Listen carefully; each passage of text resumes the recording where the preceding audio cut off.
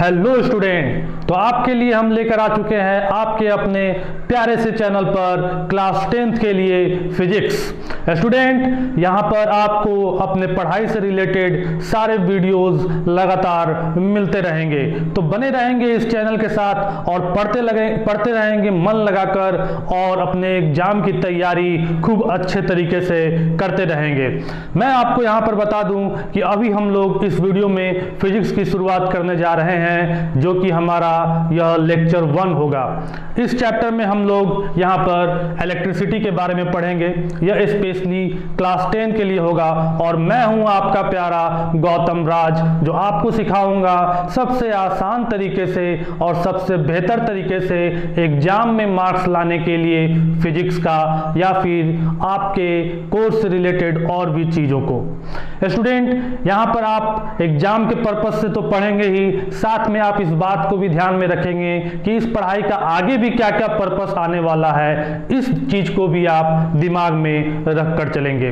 तो चलिए स्टूडेंट, हम लोग शुरू करते हैं अपना लेक्चर 1 इलेक्ट्रिसिटी के बारे में। जैसा कि आप देख ही रहे हैं फिगर में कि हमारे पास कुछ इस प्रकार के फिगर बने हुए हैं। यह टावर है, यह बल्ब है और यह जो साइन है मैं आपको बता दूं, यह डेंजर का साइन है। किसी भी इलेक्ट्रिकल इक्विपमेंट पर आप देखते होंगे इस तरह का साइन आपको वहां पर देखने के लिए मिलता होगा। इसका मतलब है कि वहां पर इलेक्ट्रिक डेंजर के बारे में आपको बताया जा रहा है कि यहां पर इलेक्ट्रिसिटी से रिलेटेड खतरा है। तो आप ध्यान रखेंगे इन बातों को। तो सबसे पहले हम लोग कुछ नॉर्मल चीज देख लेते हैं। यहां पर कुछ वार्निंग मैं आपको दे देना चाहता हूं, चूंकि इलेक्ट्रिसिटी जो है आपके डे बाय डे लाइफ में यूज होने वाली चीज है। तो देख रहे हैं इस व्यक्ति को, क्या कर रहा है ये व्यक्ति, अपने दांतों से यह केबल को चबा रहा है। ठीक है, अपने दांतों से यह केबल को चबा रहा है। ऐसा बिल्कुल नहीं करना है। इलेक्ट्रिसिटी काफ़ी ज़्यादा एक खतरनाक चीज़ है। इसका इस्तेमाल अगर सही ढंग से किया जाए तो हमारे लाइफ को यह बेहतर और कंफर्टेबल तो बना ही सकता है, और अगर गलत ढंग से हम लोग इसका इस्तेमाल किए तो कहीं ना कहीं हमारे ज़िंदगी पर एक सवाल भी खड़ा कर सकता है। तो यहाँ पर चूंकि मेरी यह जिम्मेदारी बनती है कि आपको जरूर बताऊं कि इलेक्ट्रिसिटी को लेकर आपको किन किन बातों से सावधान रहना चाहिए। तो सबसे पहले हम लोग इन बातों को देख लेते हैं, उसके बाद फिर हम लोग अपने सब्जेक्ट से रिलेटेड बातों को भी देखेंगे। तो सबसे पहले मैंने यहाँ पर लिखा है precaution is better than cure. जी हाँ, कोई घटना हो जाए और घटना होने के बाद आप उसका उपचार करें, इससे बेहतर है कि आप पहले ही सावधानी बरतें। ओके, यही बात इसमें कही जा रही है, precaution is better than cure. Okay, और कौन कौन आपको सावधानी रखनी है स्टूडेंट, तो ध्यान रखेंगे work under guidance of expert. जब भी आप किसी इलेक्ट्रिकल इक्विपमेंट के साथ काम कर रहे हो तो आप ध्यान रखें कोई एक्सपर्ट या अपने से बड़े लोगों के साथ ही इलेक्ट्रिकल इक्विपमेंट के साथ आप काम करें। उसके बाद एक और मैं आपको बात बता देता हूं, don't touch electrical equipment with wet hand. भींगे हुए हाथों से इलेक्ट्रिकल इक्विपमेंट को बिल्कुल टच नहीं करना है। हमेशा प्लास्टिक या रबड़ सोल का फुटवियर पहनकर ही, चप्पल हो, जूता हो, जो भी चीज हो, प्लास्टिक का होना चाहिए, रबड़ का होना चाहिए, उसी को पहनकर आपको किसी भी इलेक्ट्रिकल इक्विपमेंट के साथ कोई भी काम करना है। या आप आयरन कर रहे हो या कोई भी चीज कर रहे हो तो ख्याल रखना है इन सभी बातों का। या मेरी जिम्मेवारी है कि आपको मैं सबसे पहले इन चीजों को बताऊं। पढ़ाई की बातें तो अलग चीज है, वो तो आप पढ़ेंगे ही, लेकिन अगर इस चीज को आप नहीं जानेंगे तो कहीं ना कहीं आप अपने लाइफ को डेंजर में भी डाल सकते हैं। और यही वह वक्त है जिस वक्त आप इस चीज को आप मेमोराइज करके रखेंगे, याद करके रखेंगे, क्योंकि आपके लाइफ में अभी बहुत तरह की चीजें होंगी। इलेक्ट्रिकल इक्विपमेंट्स को मेंटेन करने का भी आपको थिंग्स आएगा। मैं आपको इस वीडियो में सिखाऊंगा कि अगर आपके घर का फ्यूज उड़ जाता है तो आप किस तरीके से बना सकते हैं। ये सब कॉमन चीजें हैं, तो आपको इन कॉमन चीजों को के साथ काम करने से पहले कुछ प्रिकॉशन जरूर ध्यान में रखने चाहिए। उसके बाद क्या लिखा गया है कि लाइटनिंग के वक्त, जब भी बिजली गरजता है तो ऐसे वक्त में आपको इलेक्ट्रिकल इक्विपमेंट का इस्तेमाल करने से बचना चाहिए। जब बिजली गरजता है तो बहुत ज्यादा हाई वोल्टेज हमारे एटमॉस्फेयर में इंक्रीज कर जाता है। इससे आपका इलेक्ट्रिकल इक्विपमेंट भी डैमेज होता है और इलेक्ट्रिकल इक्विपमेंट के साथ साथ आप अपने लाइफ को भी कहीं ना कहीं इंडेंजर पे डालते हैं। आप उस हाई वोल्टेज के इफेक्ट में आ सकते हैं। तो आपको बिजली चमकने के वक्त अपने इलेक्ट्रिकल इक्विपमेंट को स्विच ऑफ कर देना चाहिए, उसका प्लग जो है बोर्ड से निकाल देना चाहिए और उसका इस्तेमाल नहीं करना चाहिए। नेक्स्ट, कभी भी आपको खुले हुए वायर को या फिर फॉल्टी इक्विपमेंट को आपको नहीं टच करना चाहिए। जब कभी भी आप करें तो किसी एक्सपर्ट के अंडर में करें। कभी भी किसी नंगे वायर को आप नहीं टच करें, किसी भी फॉल्टी इक्विपमेंट को आप टच नहीं करें। अगर आपको उसके बारे में सही जानकारी नहीं है तो आप ऐसा रिस्क बिल्कुल नहीं उठाएं। किसी भी मेंटेनेंस काम करने से पहले आप मेन स्विच से क्या कर दें, पावर का सप्लाई कट कर दें, तभी आप कोई भी काम करें। And at last, stop wastage of energy. ऊर्जा का दुरुपयोग करना बंद करें। यह मेरी आप लोगों से एक दरख्वास्त है, क्योंकि जैसे जैसे आप पढ़ते चलेंगे आपको समझ में आएगा कि यह ऊर्जा जो आपके घर में आ रहा है यह कितना कीमती है। इसकी बर्बादी कहीं ना कहीं आपके फ्यूचर, आपके आने वाले पीढ़ी के फ्यूचर को क्या कर सकता है, इस एनर्जी से कहीं ना कहीं दूर रख सकता है। तो ध्यान रखेंगे। चलते हैं हम लोग अपने आगे के टॉपिक की ओर। ये कुछ सावधानी आपको हमेशा बरतना है, सो इस चीज़ों को आप अपने दिमाग में रखेंगे। तो हम लोग अपने कोर्स की ओर चल रहे हैं। सबसे पहले समझेंगे कि इलेक्ट्रिसिटी का इंपॉर्टेंस क्या है। तो आप चाहे टॉर्च का इस्तेमाल कर रहे हो, कंप्यूटर का इस्तेमाल कर रहे हो, मोबाइल का इस्तेमाल कर रहे हो, सुबह उठने से लेकर रात सोने वक्त तक आप कहीं ना कहीं इलेक्ट्रिसिटी का कंजप्शन कर रहे हैं। आप अभी पढ़ रहे हैं, इस वीडियो के माध्यम से आप पढ़ रहे हैं, मुझे देख रहे हैं, तो इसमें भी कहीं ना कहीं क्या, बल्कि इसमें बहुत ज़्यादा इलेक्ट्रिसिटी का रोल है। तो इलेक्ट्रिसिटी का हमारे ज़िंदगी में काफ़ी अच्छा खासा रोल है, इसीलिए यह सब्जेक्ट जो है आपके पढ़ाई में बहुत ज़्यादा महत्व रखता है। इसी के कारण सब कुछ आज के डेट में हमारे पास अवेलेबल हो पा रहा है। तो आपको इस चीज को समझना पड़ेगा कि इलेक्ट्रिसिटी जो है हमारे जीवन में कितना ज्यादा महत्व रखता है। तो आई होप कि आप इस बात को समझ रहे होंगे। तो चलिए हम लोग आगे की ओर बढ़ते हैं। नेक्स्ट, हम लोग अपने टॉपिक की ओर धीरे धीरे आते जा रहे हैं। मैं आपको जितने इंपॉर्टेंट पॉइंट्स हैं पूरे अच्छे खासे तरीके से एक्सप्लेन करके तो बता ही दूंगा। एग्जाम के पर्पस ऑफ व्यू से कुछ क्वेश्चन आंसर भी करवा दूंगा। साथ में आप कोई कंपटीशन का एग्जाम देते हैं उसको भी लेकर मैं चीज़ें कंप्लीट करवा दूंगा। बात जहाँ तक कंपटीशन की आई तो एक बात का आप ध्यान रखेंगे, जब भी आप जनरल कंपटीशन में जाएंगे तो आपको यह चीज़ जानकारी होनी चाहिए कि क्लास 10th का सिलेबस जो है वहाँ पर बहुत ज़्यादा महत्व रखता है। ये क्लास 10 का जो सिलेबस है ये आपके केवल इस बोर्ड के एग्जाम तक ही नहीं इसका वैल्यू है।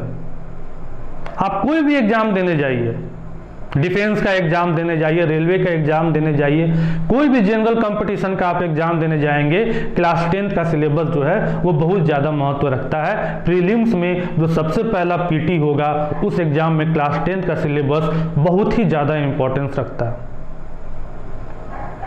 यहाँ तक मैं आपको बता दूं कि इंजीनियरिंग की एग्जाम पास करने के बाद भी अगर किसी एग्जाम में जाएंगे तो वहाँ पर भी जो पहला प्रीलिम्स होता है, पहला पेपर होता है, उस पेपर में जो क्वालिफाई पेपर होता है उस पेपर में भी क्लास 10 का बहुत अच्छा खासा महत्व दिखाया गया है। अभी कुछ दिन पहले ही रेलवे का एग्जाम हुआ था जूनियर इंजीनियर का, उसके भी फर्स्ट पेपर में क्लास 10 से लेकर काफ़ी ज़्यादा सिलेबस पूछे गए थे। तो आपको क्लास 10th को ऐसे ही बिल्कुल आसान तरीके से नहीं जाने देना है। यह एक बेस है, आपको अपने बेस को मजबूत करके चलना है। कहीं ना कहीं अगर आपका बेस मजबूत होता है तभी उस पर एक बड़ा बिल्डिंग बन सकता है। तो आई होप कि आप इस बात को समझ रहे होंगे। तो हम लोग अपने सबसे पहले पॉइंट की ओर चलते हैं, कुछ बेसिक पॉइंट की ओर चलते हैं जिसको आपको इस चैप्टर को समझने में बहुत ही ज़्यादा ज़रूरी है। तो सबसे पहला हमारा बेसिक पॉइंट में क्या आता है, सबसे पहला पॉइंट आता है the source of all electricity. जितने भी इलेक्ट्रिसिटी के बारे में हम लोग बात कर रहे हैं, and electrical phenomenon. Electrical phenomenon का मतलब क्या हुआ, लाइटनिंग, बिजली का चमकना, यह एक फेनोमेना है। Is charge. तो जितने भी इलेक्ट्रिसिटी हैं या फिर जितने भी इलेक्ट्रिक फेनोमेना हैं उन सब का मेन सोर्स कौन है, चार्ज है। ओके, हम लोग अपने पहले टॉपिक की ओर बढ़ रहे हैं। हमारा पहला टॉपिक है चार्ज। ओके, तो जितना भी इलेक्ट्रिक वर्क है, इलेक्ट्रिसिटी है, इलेक्ट्रिकल फेनोमेना है, उन सब के लिए कौन रिस्पॉन्सिबल है? चार्ज रिस्पॉन्सिबल है। इस बात को आप याद रखेंगे। तो इसी के कारण हम लोगों को इस बात का काफी ज्यादा जरूरत है कि हम लोग पता करें कि अमाउंट ऑफ चार्ज किसी बॉडी में कितना है। So we need to know amount of charge on a body, क्योंकि मैंने बोला कि चार्ज ही मेन चीज है किसी भी इलेक्ट्रिकल पर्पस के लिए। तो हम लोगों को इस बात को जानना बहुत जरूरी है कि कितना अमाउंट का चार्ज जो है वहां पर प्रोड्यूस हो रहा है या फिर काम कर रहा है। नेक्स्ट, बहुत इंपॉर्टेंट पॉइंट है, याद रखना है। चार्ज का यूनिट क्या होगा? कूलम होगा। इसको हम लोग C साइन से डिनोट करेंगे। ऑब्जेक्टिव में भी क्वेश्चन आपके देखने के लिए हो सकता है यहां पर। नेक्स्ट, चार्ज में हमारे जो इलेक्ट्रॉन होंगे वही मेन रिस्पॉन्सिबल होंगे इलेक्ट्रिसिटी को लेकर। क्लियर है? और मैं इसको डिस्क्राइब करके बताता हूं, पहले इन पॉइंट्स को देख लेते हैं। चार्ज हमारा क्या क्या काम कर सकता है? तो चार्ज जो है वह फोर्स एक्सर्ट कर सकता है। आपने पढ़ा है equal and opposite charge attract each other, equal charge repel each other. पढ़ा है ना? अपोजिट टाइप्स के चार्ज होंगे तो वो क्या करेगा? अट्रैक्ट करेगा एक दूसरे को। इक्वल टाइप के चार्ज होंगे तो वह क्या करेगा? रिपेल करेगा एक दूसरे को। पॉजिटिव पॉजिटिव होगा तो रिपेल करेगा, निगेटिव निगेटिव होगा तो रिपेल करेगा, पॉजिटिव निगेटिव होगा तो अट्रैक्ट करेगा। ओके, और क्या कर सकता है? Charge can flow. तो चार्ज फोर्स तो प्रोड्यूस कर ही सकता है, साथ में फ्लो भी कर सकता है।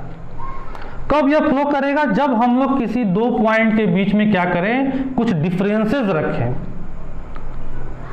उस डिफरेंस को हम क्या कहेंगे? पोटेंशियल डिफरेंस कहेंगे। समझेंगे यहां पर?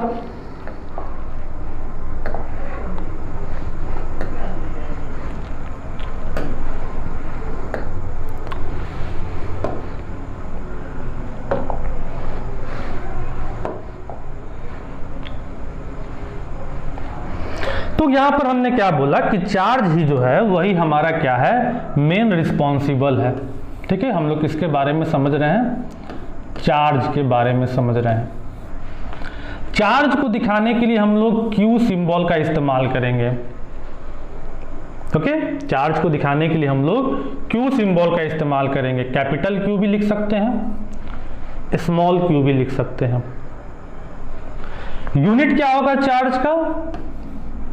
SI यूनिट की बात करें हम, स्टैंडर्ड इंटरनेशनल यूनिट की बात करें तो क्या होगा? कूलम होगा। इस कूलम को हम कैसे रिप्रेजेंट करेंगे? तो C साइन से हम रिप्रेजेंट करेंगे। क्लियर है? अब देखिए यह चार्ज आया कहां से, तो समझेंगे। हमारा कोई भी एटम है, इस एटम के सेंटर में क्या है? न्यूट्रॉन और प्रोटॉन है, और इसके चारों ओर कौन घूम रहा है? इलेक्ट्रॉन घूम रहा है। घूम रहा है ना? तो प्रोटॉन और न्यूट्रॉन तो क्या रहते हैं? फिक्स रहते हैं। इलेक्ट्रॉन ही मूवेबल है, इसीलिए चार्ज में इलेक्ट्रॉन ही मेन रिस्पॉन्सिबल है किसी भी फ्लो के लिए या फिर इलेक्ट्रिसिटी के लिए। क्लियर है? देखेंगे प्रोटॉन पर, एक प्रोटॉन पर उतना ही चार्ज होता है जितना एक इलेक्ट्रॉन पर होता है। एक प्रोटॉन पर कितना चार्ज होता है? प्रोटॉन पर होता है 1.6 into 10 to the power -19 coulomb. एक इलेक्ट्रॉन पर कितना चार्ज होता है? तो होता है -1.6 into 10 to the power -19 coulomb. और क्लियर करके लिख देता हूं मैं, एकदम याद रखने वाला पॉइंट है। ठीक है, इसको तो एकदम याद रख लेना है। क्लियर है? तो किसी भी न्यूट्रल एटम की अगर हम बात करें, किसी भी न्यूट्रल एटम की हम बात करें, तो न्यूट्रल एटम में हमारा क्या होता है, जितने नंबर ऑफ प्रोटॉन होते हैं उतने ही नंबर ऑफ क्या होते हैं, इलेक्ट्रॉन होते हैं। अगर एक नंबर ऑफ प्रोटॉन है तो एक नंबर ऑफ इलेक्ट्रॉन ही होगा। तो इसीलिए यह क्या होता है, जितने नंबर ऑफ पॉजिटिव्स हुए उतने ही नंबर ऑफ निगेटिव्स हुए, तो टोटल क्या हमको मिला, टोटल हमको 0 मिला। इसीलिए हम किसी एटम को यहां पर क्या कहते हैं, हम न्यूट्रल कहते हैं। आगे देखेंगे।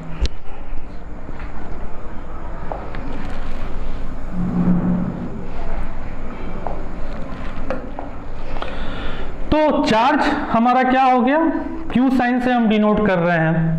हमारा बेसिकली कौन है, इलेक्ट्रॉन ही रिस्पॉन्सिबल है, क्योंकि इलेक्ट्रॉन ही बाहर में मूवेबल है। न्यूट्रॉन और प्रोटॉन क्या है, फिक्स है। तो किसी बॉडी पर कितना चार्ज होगा, तो यह बात किस पर डिपेंड करेगा, नंबर ऑफ इलेक्ट्रॉन्स पर डिपेंड करेगा कि कितना नंबर ऑफ इलेक्ट्रॉन जो है उस सरफेस पर इफेक्टिव है। तो इस फॉर्मूला को आप नोट कर लेंगे और याद कर लेंगे। Q इज इक्वल टू क्या होगा, नंबर है यह, नंबर ऑफ चार्ज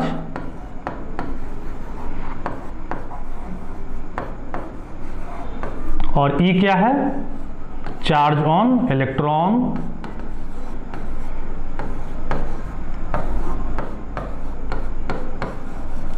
कितना होता है इसका वैल्यू, तो मैंने अभी बताया -1.6 इंटू 10⁻⁻19 कूलम। क्लियर है, ओके। आगे देखेंगे। अब अगर इस न्यूट्रल एटम में से हम क्या करें, इलेक्ट्रॉन को हम निकाल लें। अगर किसी न्यूट्रल एटम में से, न्यूट्रल एटम कहने का मतलब जिसमें इलेक्ट्रॉन और प्रोटॉन की संख्या बराबर है, उसमें से अगर हम क्या कर ले, एक इलेक्ट्रॉन को हम निकाल ले, तो क्या हो जाएगा, पहले तो नंबर ऑफ प्रोटॉन और नंबर ऑफ इलेक्ट्रॉन की संख्या बराबर थी, तो एक इलेक्ट्रॉन घट गया, तो वहां पर पॉजिटिव्स क्या हो गया, डोमिनेंट हो गया। तो अगर एक इलेक्ट्रॉन हम निकाल लें तो हमारा एटम किस टाइप का बन जाएगा, पॉजिटिव टाइप का बन जाएगा, पॉजिटिव चार्ज का बन जाएगा।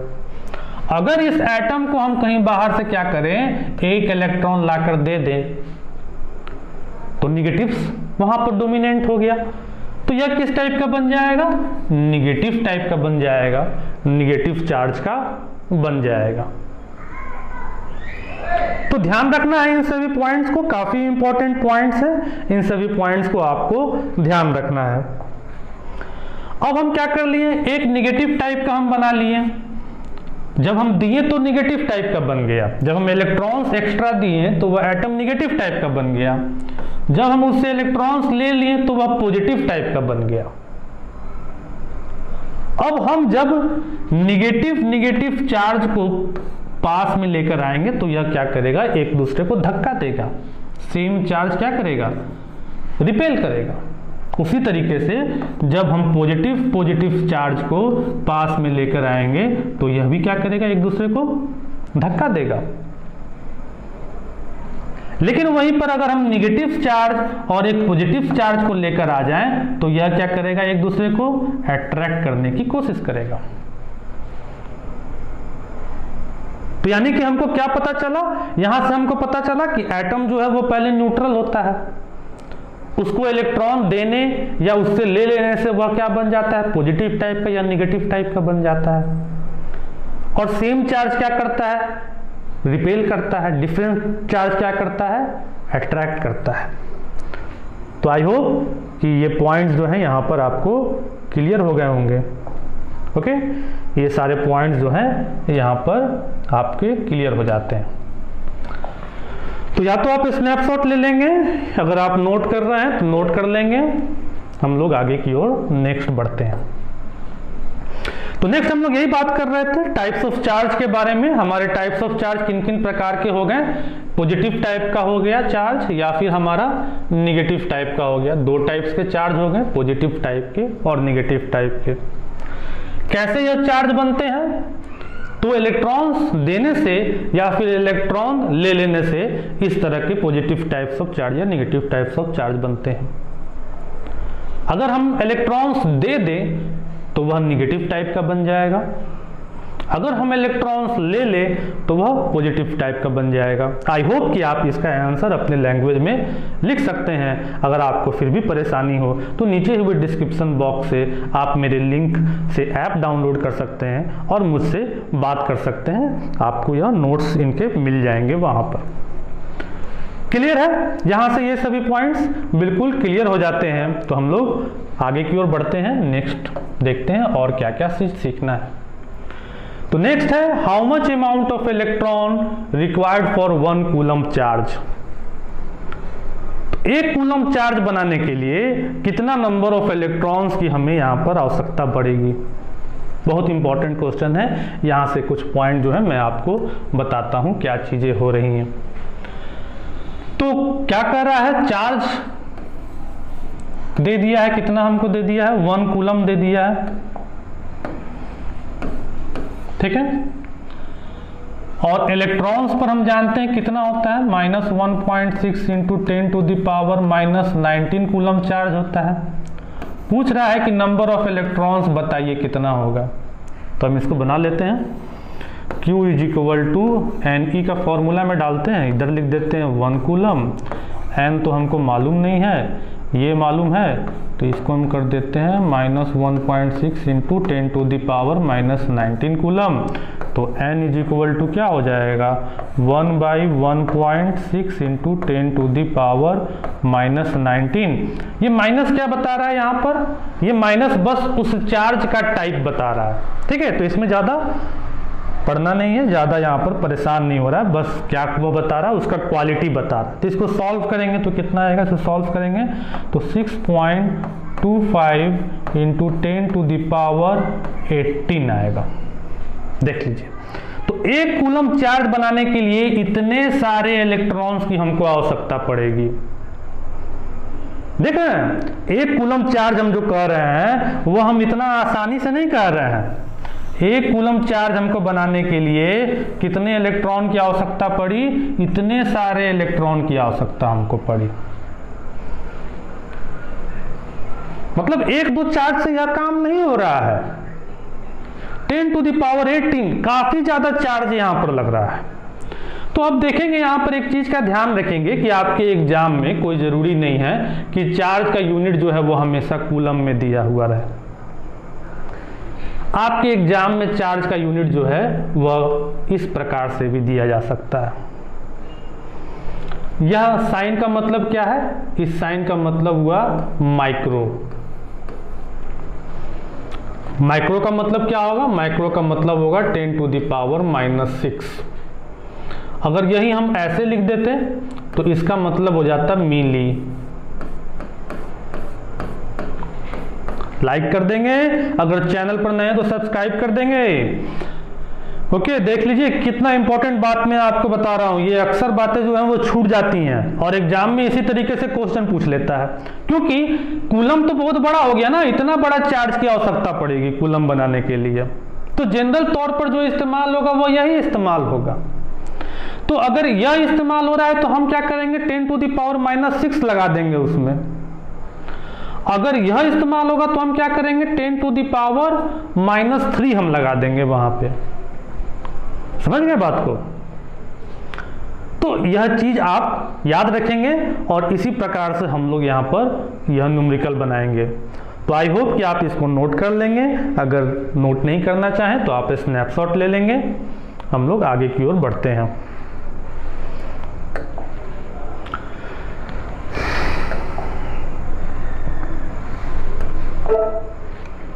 ओके, तो क्लियर हो चुका है कि कितना अमाउंट ऑफ इलेक्ट्रॉन की हमको आवश्यकता पड़ेगी 1 कूलम चार्ज बनाने के लिए। तो हमको 6.25 into 10 to the power 18 coulomb electron की आवश्यकता पड़ेगी 1 कूलम चार्ज को बनाने के लिए। ओके, तो याद रखेंगे इन सभी पॉइंट्स को। अगर आप चैनल पर नए हैं तो सब्सक्राइब कर लेंगे। नेक्स्ट ही इसका दूसरा पार्ट आपको मिल जाएगा सीरीज में। अगर आपको वीडियो पसंद आया तो लाइक कर देंगे और अपने ही दोस्तों के साथ आप इसको शेयर कर देंगे। तो फिर मिलेंगे एक नए वीडियो के साथ, एक नए चीज़ों के साथ। तब तक के लिए थैंक्स, बाय।